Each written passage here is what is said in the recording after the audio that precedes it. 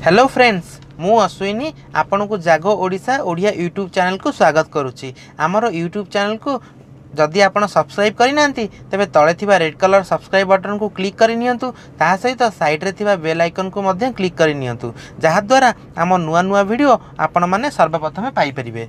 Friends घरर प्रत्येक सदस्य कौन कारण चिंतित हो पड़ती एवं बेले बेले घरर गोटे संकटमय परिस्थिति आसी जाए।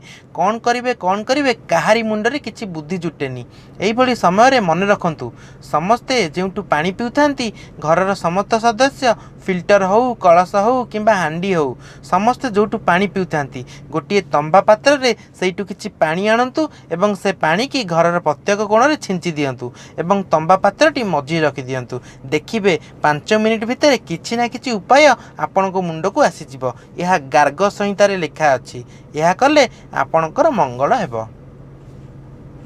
फ्रेंड्स जदि आपण को आमर ये वीडियोटी पसंद आसी थाए ताहले वीडियोटी को लाइक करंतु और अन्य मानक सहित शेयर करंतु।